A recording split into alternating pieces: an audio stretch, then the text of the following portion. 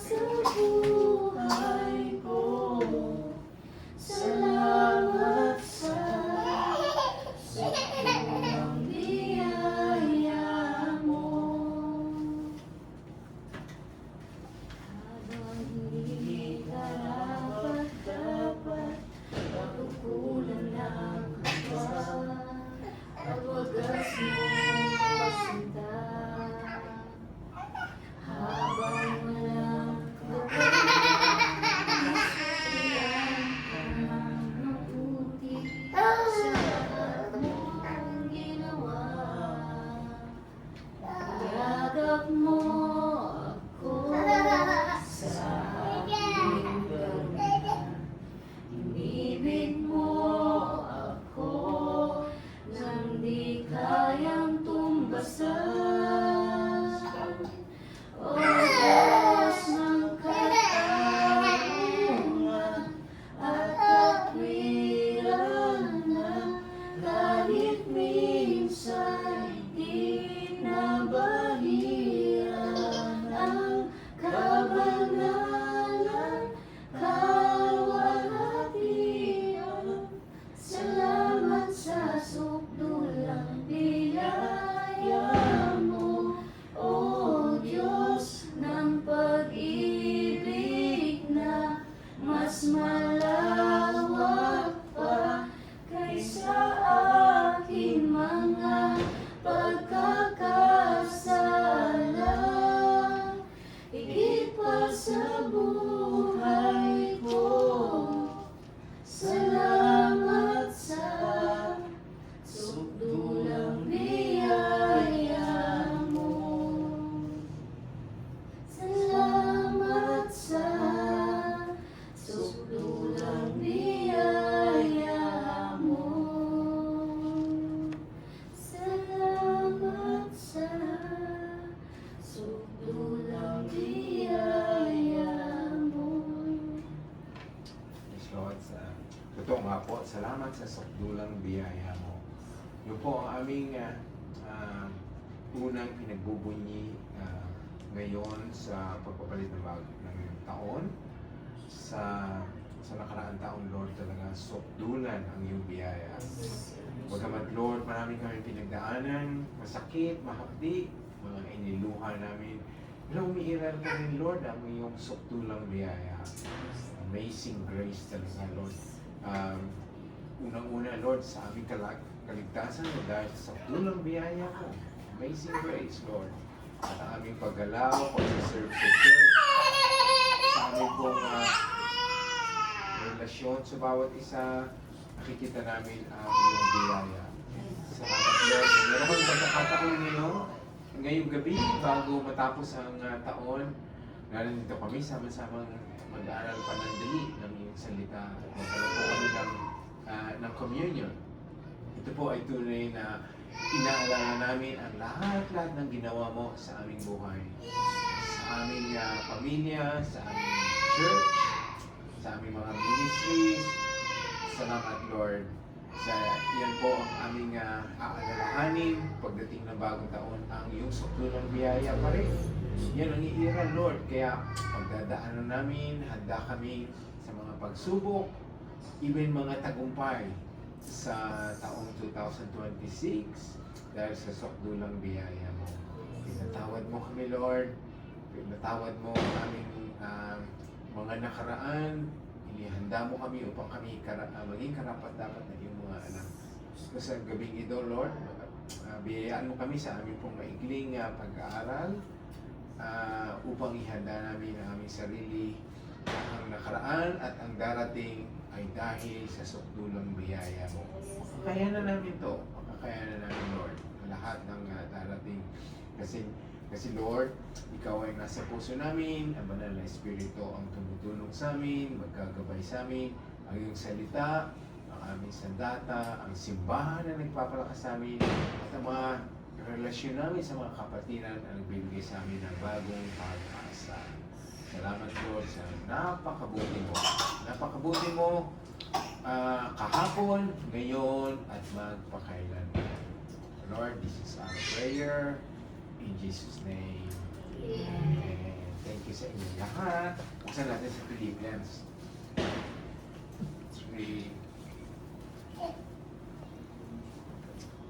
Okay.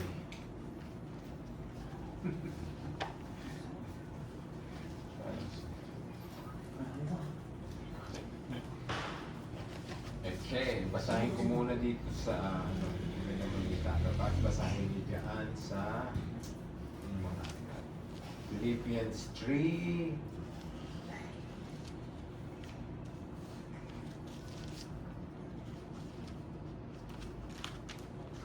To 14.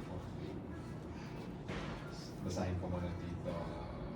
Mga kapatid, hindi ko pinapalagay na nakamit ko na ito, ngunit isang bagay ang ginagawa ko. Habang nalilimot ko ang nakaraan at sinisikap na marating ang layuning nais kong makamtan.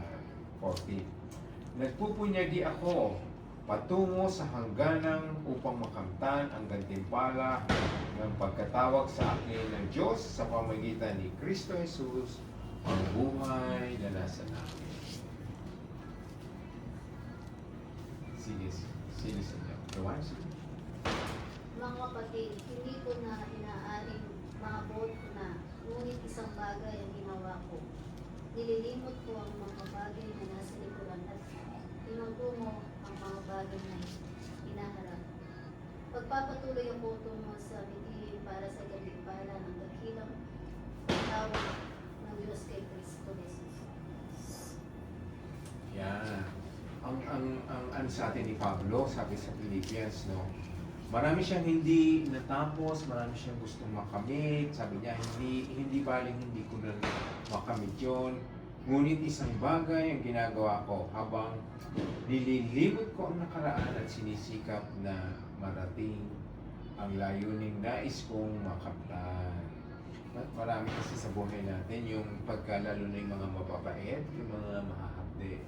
Minsan, kahit nakaraan na siya, pag hindi natin sinasabing kalimutan, ang ibig sabihin nun, hindi naman literal na kalimutan kasi hindi natin talaga makakalimutan yung mga mahapdi, mga bagay na malaking nangyari sa buhay natin. Ang ibig sabihin nun, huwag kalimutan, ang konteksto nun ay huwag tayong matali doon sa nakaraan. Kaya nga, ang sabi dito, sinisikap na marating ang layunin. So, pinakalimutan na ng nakaraan at nakapokus tayo sa gusto natin marating. Ano ba gusto natin marating? Ang kabutihan at ang pagbabalik ni Kristo na madatnan tayo na malinis, sumusunod sa Kanya at ginagawa natin ang Kanyang mga gawaing inahabilin sa atin. Mahirap pagka ang mga tao, kahit mga Kristiyano, may mga ganun yung mga nakaraan natin. Kamukha nga yung nangyari sa DOCC, no? Bago mangyari yun.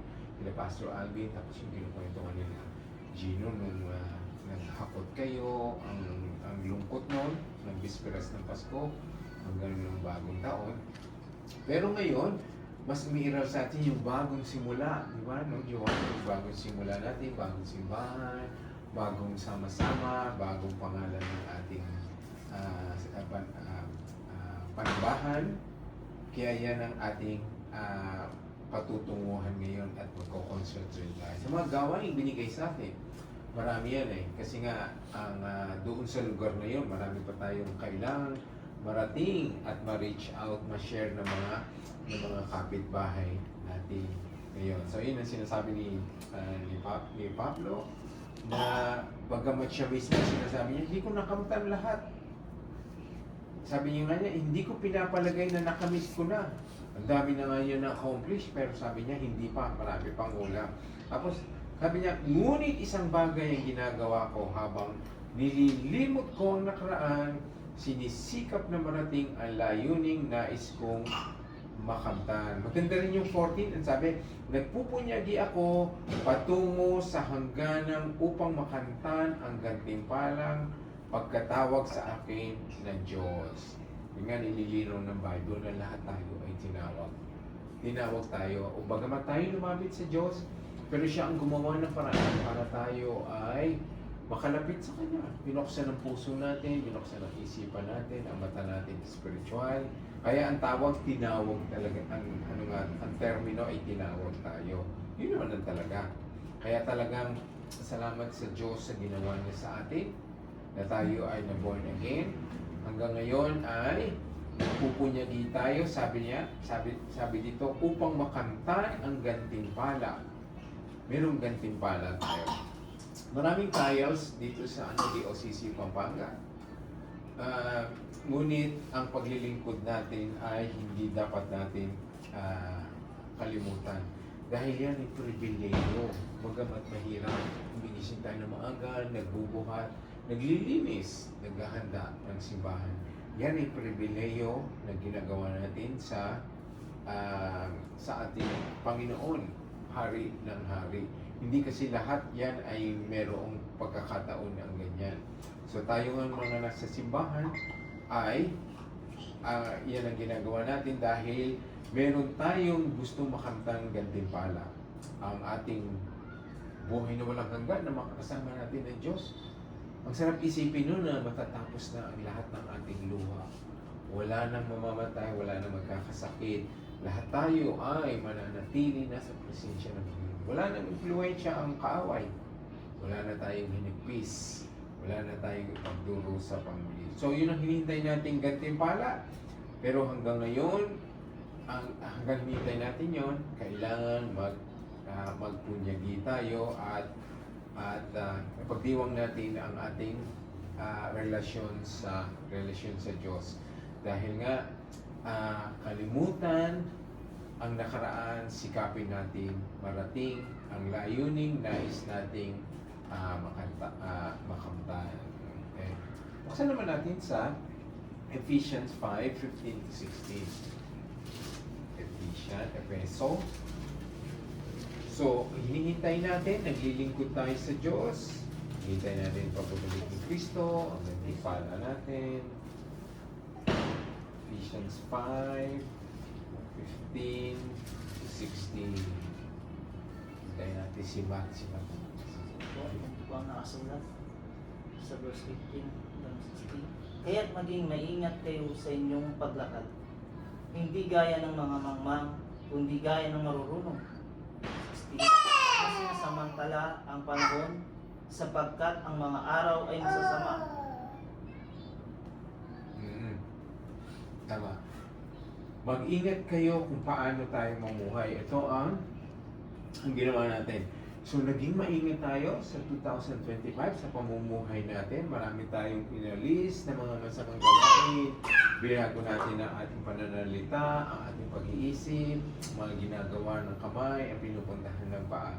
Pero ang sabi, mag-ingat tayo. Lalo tayo maging maingat sa 2026 na mamuhay tayo ng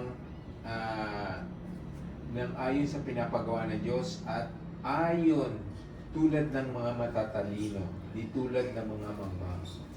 Kasi tayo ay tinatawag na matatalino kasi inihayag sa atin ng Panginoon ang kanyang revelation. Kaya may revelation tayo, ibig sabihin nakuha natin ang gustong ipagawa sa atin ng Panginoon. I-reveal ng Panginoon sa pamamagitan ng mga salita niya. Ang dami natin nadidiscover, di ba? Ang dami natin nakikita, ang dami natin natututunan. Hindi lahat ito ay available sa mga hindi mananampalataya.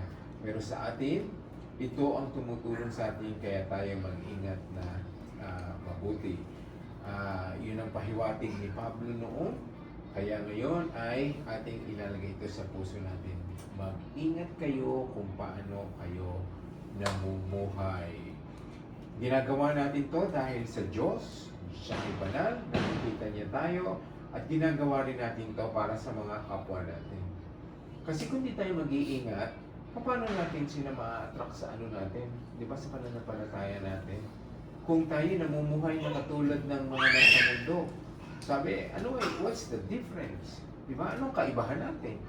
So, kailangan talaga makita yon sa pamagitan ng maingat na pamumuhay. Kung hindi natin to gagawin, ang nakasalali kasi ang pangalan ng Diyos. Pangalan ng Diyos. Kasi dala natin ang pangalan ni Kristo. Tayo ay mga Kristiyano. Okay, so mamuhay kayong tulad ng matatalino at di tulad ng mga mangmang. Ang mga mangmang ay yung mga taong wala kay Kristo. Hindi walang relasyon kay Kristo. Hindi nakakaunawa sa salita ng Panginoon. So ano man ang naging kondisyon ng buhay nila, ano man ang natapos nila, sa mata ng Diyos sila ay mga mangmang. Sabi sa 16, gamitin ninyo ng lubusan para sa mabuti ang bawat pagkakataon sapagkat puno ng kasamaan ang kasalukuyang panahon.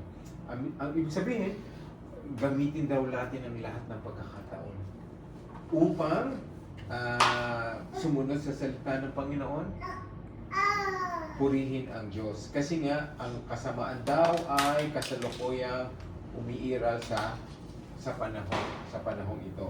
Kamukha nito, ang mga tao sa labas, nagse-celebrate sila, pakukuto. Pero tayo, kukunin natin ang sandaling pagkakataon. Nag-aaral tayo ngayon, nagbabasa tayo, nagpuri tayo, ang ganda ng kinanta. Sukdulang biyaya ng Diyos. Tapos magkakaroon tayo ng communion. So ito, inaano natin talaga, kinukuha natin ang pagkakataon. So maganda yun, nagkasama-sama tayo, bagamat na hindi tayo kompleto, maraming wala. Pero nandito tayo. Sabi naman, di ba, Rose, na kung isa, dalawa ay nagkatipon sa pangalan ng Panginoon, siya ay nasa kalagitnaan natin.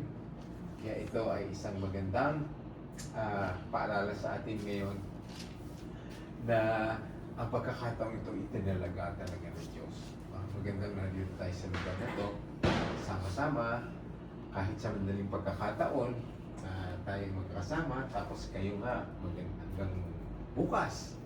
Maganda yan. Magandang kasama ang mga kapatiran. Kinukwento nga kanina ni Gino at ni Rofa dun sa lugar nila. Anong inaasikaso ng mga tao? Inuman. Kung anong mga makamundong kasayahan. Pero ito tayo. Ito tayo. Anong aalalahanin natin? Kamatay ni Kristo. Ang tinapay at ang kopa ay nagpapaalala kung anong ginawa sa atin ni Kristo. Magandang balikan yun, no? Kaya nga, di ba, ang gagawin natin, mag-communion tayo. Anong ginagawa natin pagka-communion? Anong laging sinasabi sa atin, Rose? Remember, di ba? Sabi, remember, alalahanin nyo ang ginawa ko. Yan ang isang bagay na sa mga Kristiyano ang hindi dapat kalimutan. Laging binabalikan. Kasi ang mga tayo, Matt, ay nabubuhay na tayo sa kasalukuyan at ang hinaharap. Yung mga nakaraan nating mapapait ay kinakalimutan na natin.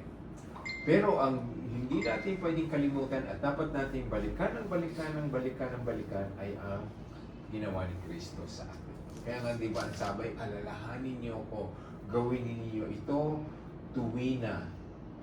Kaya yan ang ginagawa natin. Sinusingit natin sa gabing ito matatapos na 2025. Okay. Ano yung tayo, magkaroon lang tayo ng reflection. Ganun tayo. Matt, ano sa palagay mo ang gusto mo nang iwanan at gusto mong harapin? Sabi kasi nabasa natin kanina. Kinakalimutan ko nakaraan at ako ay nagpupunyag sa hinaharap. Umaaring ako nga sige. Sa amin din kasi maraming mapait na nangyari sa church. Marami kasing disappointments. Siguro naman nabalitaan nyo sa Sydney kasi marami ng yung DOCC Sydney, marami umalis na iba't ibang dahilan, maliliit na dahilan. Parang mga childish reason lang eh. So kakalimutan namin yon dahil meron pang DOCC Canberra, meron pang DOCC Pampanga na talagang pagtutuunan ng pansin, magpapatuloy na makapaglingkod at masuportahan. Kasi sa mga namumuno ng simbahan, hindi ko kinakailangan na apektuhan talaga kami. Malungkot. Siyempre pagka umaalis ang mga miyembro, malungkot yun. Dahil sa mga maliliit na bagay lang naman. Pero yun, sa 2026, yun ang aanuin namin. So, we'll concentrate sa mga naiwan. I-focus namin ang aming atensyon, ang pagsisilbi, ang pagsuporta. Yun ang aming ginagawa ngayon. Kaya masaya kami, nandito kami ngayon. Celebrate tayo ng first anniversary ng DOCC. Kayo naman, anong sa palagay nyo ang iiwanan nyo na sa 2025 at dadalhin nyo or umpisahan sa 2000? Sino ang nasa? Saan po? Siguro lang ang ipapalas. Hindi pa yung totally yung oras. Ay, parang kulang pa yung nagawa ko noon. Sa ngayon, sa papasok na taon, mas tutuloyin ko pa. Ganda lang. Talagang hindi naman natin, di ba hindi natin mahihigitan ng ginawa ng Diyos, you know? Kahit doble-doblehin natin ang ating pagsisilbi sa Kanya, mas malaki pa rin. Ganda pakinggan. Thanks. Salamat, Matt. Jerome. Anong iwanan mo at dadalhin o umpisahan mo sa 2026? Ano po? So, iwanan yung madalas na pag-overthink saka ano po, limit po, yung ano po, limit na pag-aaral ko ng Bible. Hindi po kasi ako hindi po araw-araw, kumbaga every other day po kasi ako nagbabasa ng Bible. So, hindi ko po natutuloy yung journal, yung ano po namin. May journal kayo. Oo, hindi ko po natutuloy. So, tutuloy ko na po siya niyan. I-meditate ko na po siya every day. Saka, tutuloy ko po yung journal namin. So, Maganda. Jaman. kasi dati, talaga hindi po po sa mga gawain. Hindi po talaga ako kasi hindi ako nakakapunta sa mga gawain. Kaya ako po yun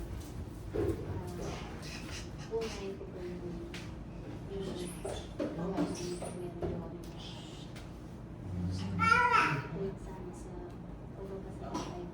Kasi gusto ko talaga pag yung nagbabasa po ako ng Bible. Isang page lang parang isang balang po ko page. Talagang naanin na po yung mata. Sumasok na po yung mata. Kailangan kasi sinabi ko po yung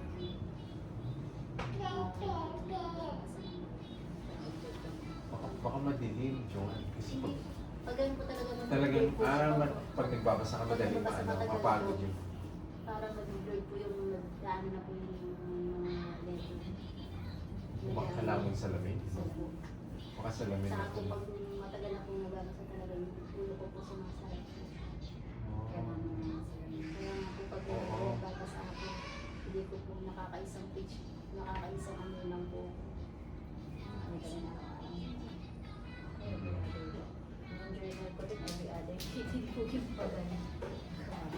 That's okay. Basta nakita ng puso mo ng Diyos na yun ang gusto mo. Siyempre nga kasi ina kami mga anak na hindi magawa. Hindi. That's good, Joan. Siguro ka naman pakinggan. Sabi ko siguro, iniwanan ko po ngayon din. Stress po. Hindi over, kaya hindi misis ko. Nag-over. Oo, palaisip.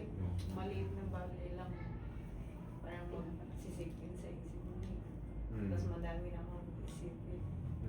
Parang yun po yung nag-struggle ko. Ngayon siguro po sa atin po. Ngayon ano po, pagpasok po siguro na pag meditate po ng Bible. Kasi minsan kagaya ng sabi na hindi rin po ako nakakapag-focus sa Bible. Kasi minsan nagbabasa ka, gumulog ka ng mga anak mo. Minsan nasa sulok na lang ako. Makakuha lang ako ng konting oras. Then, awat din po sa mata ko.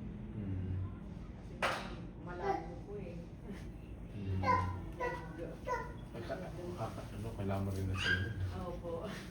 Naduduling po ako din, nagdidikit-dikit lang po siya. Pero, Farsighted ka? Nearsighted. Salamin na rin Ayun, siguro. maliliit na yun, hindi nyo mabasa yun. Salamin siguro. Yun po yung inaano ko din. Yung, ano talaga, gusto ko yung makapag-focus po talaga ako sa Bible. That's good. Magandang ano yan, magandang nangyayari. Puro Bible, puro pagsisilbi. Ano lang sa 2026.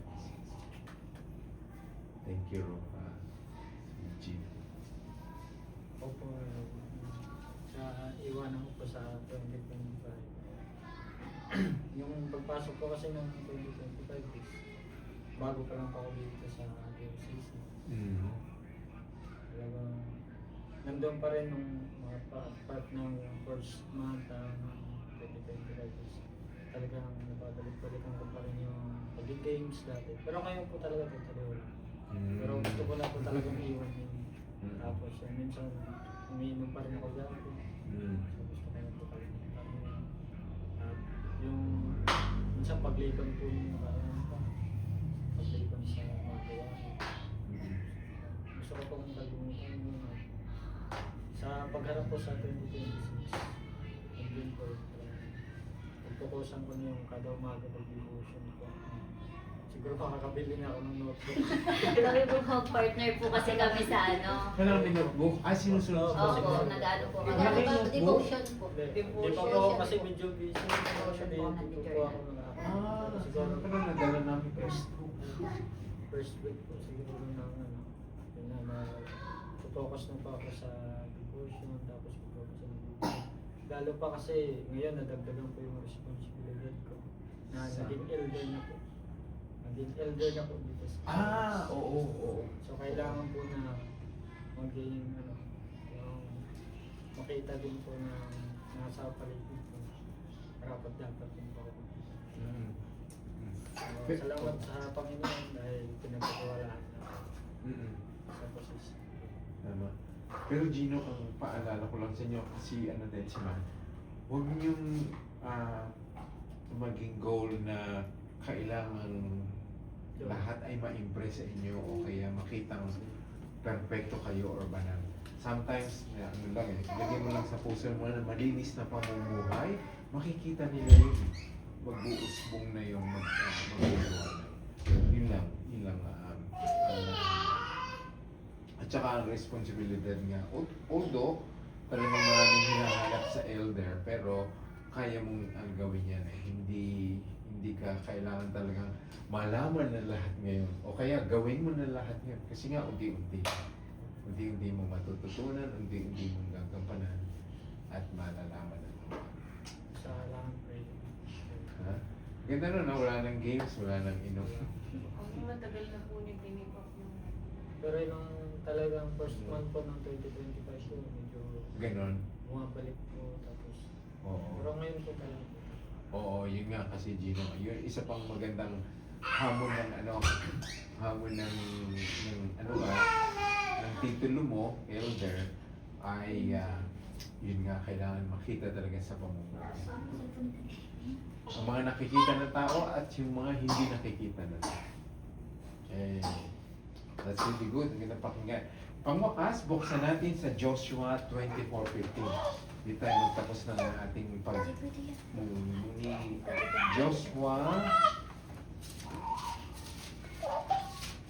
24:15. Yeah, hanapin lang yung Joshua. Ano ba sa Tagalog? Josue. Joshua 24:15. Ito ang talaga natin sa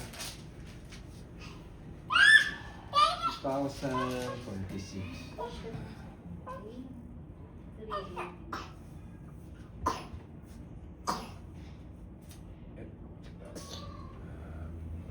Kaya mo basahin yung grupa? O mahirapan ka? Si Gino na. Sige. Joshua chapter 24 verse 15. Ito ang nasulat. Ngayon, kung ayaw ninyong maglingkod sa Panginoon, ay piliin ninyo sa araw na ito kung sino ang inyong paglilingkuran. Kung ang mga Diyos na pinaglilingkuran ng inyong mga ninuno sa kabila ng ilog, o ang Diyos ng mga Amoryo, na ang lupain nila ay inyong tinitirhan. Ngunit sa ganang akin at sa aking sambahayan, kami ay maglilingkod sa Panginoon. Yan, ang ganda rin yan. Sabi ni Joshua, ngunit para sa akin at sa aking sambahayan, sa Diyos kami maglilingkod. Yan ang magandang ipangako natin sa 2026. Ako at ang sambahayan ko, ako at ang pamilya ko, sa Diyos kami maglilingkod. Yan. So maglilingkod tayo. Ang paglilingkod sa Panginoon ay sa iba't ibang paraan, sa mga maliliit, kahit maliliit na paraan. Mag-ayos ka lang ng silya, magpunas ng silya, magsilbi sa mga pagkain, tumulong maski ano, pulutin mo lang yung nakakalat na papel, magwalis ka doon, yun ay kasama sa paglilingkod sa Panginoon. So yun ang ating tatandaan sa darating na taon, maglilingkod tayo at kalimutan na ang mga mapapait na nakaraan, ang alalahanin natin ang ginawa sa atin ng Kristo, at yun na nga, kamukha ng testimony nga ni Gino, ang mga maling gawain, mga maling pinag-aaksayan natin ng panahon noon ay nakalimutan na natin. At pare-pareho ang sinasabi niyo, magko-concentrate, magpo-focus lalo sa salita ng Panginoon, maglilingkod maigi, iiwanan na ang mga masasamang bisyo, at mag-umpisa na mag-aaral ng Biblia. Salamat sa inyong lahat. Okay, sa pagkakataon ito, prepare natin ang ating sarili. So ang communion ay alalahanin natin ang ginawa ni Kristo. Sabi nga sa 1 Corinthians na gawin ninyo ito habang hanggang maaari. So, yan ang gawin natin ngayon. Let's break bread. At habang kinakain natin ay pagmuli-muli natin, alalahanin natin ang ginawa ni Kristo. Kasi yun ang talagang pinaka-central focus ng communion.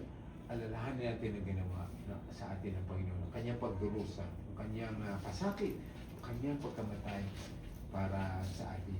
Yan ang aalalahanin natin lagi. Yan ang dadalhin natin sa 2020. Dito na lang natin, proceed. Yep. Ito na lang. Huwag tayo ng Yan, kuha kayo. Ay, Malambot. 8 naman yata yan. O 4. So, 2, 4, 6. Ganun.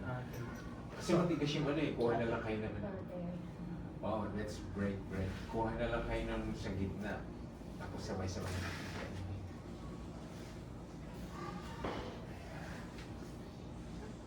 Thank you.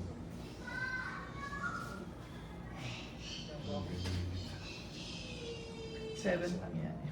Okay. Wala ka ba? That's okay. Kung Sarap kayo. ba? Ha? Kahit Oo. kaya nyo eh. Kung kaya mo, that's okay. That's okay. So yan, maganda. Pinaghati-hati natin ng tinapay na kagaya nung ginawa ni Kristo kasama kanyang 12 disipulo. At sabi niya, alalahanin natin ang kanyang ginawa. So sa taong ito, Lord, salamat talaga sa 2025. Natikman namin ang iyong pagmamahal, ang pagpapatawad, ang iyong awa sa amin. So ngayon, Lord, habang kinakain namin tinapay nito, salamat sa 2025. Natikman namin ang iyong sukdulang biyaya at yan din ang aming dadali sa 2026. Okay, let's partake together.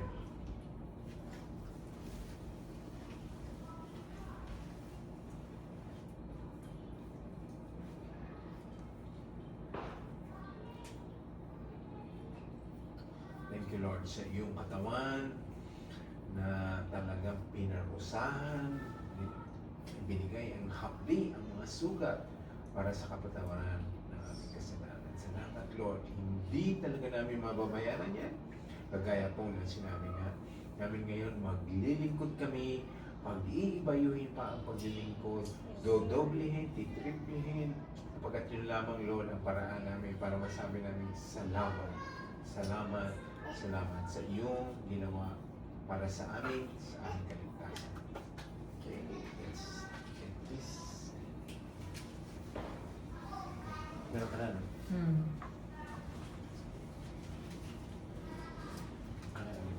Okay, so inumin natin to. Dumanak ang dugo sa katawan ni Kristo para sa ating kapatawaran, sa kalinisan. At ang sabi din ng Biblia, ang kopang ito ay simbolo ng bagong tipan. So ang bagong tipan ngayon ay makakalapit na tayo sa Diyos ng diretsyo, matatawag na natin siya, mahihinga na natin ang lahat ng tulong na available sa atin sapagkat siya ay ating Ama. Yan ang magandang tipan, nire-represent ng kopang ito na sinabi ng Biblia. Kaya tayo ay magpupunyagi sa bagong tipan na binigay sa atin ng Panginoon. So alalahanin natin yan, ang dugo ni Jesus at ang bagong tipan. Okay, let's do this together.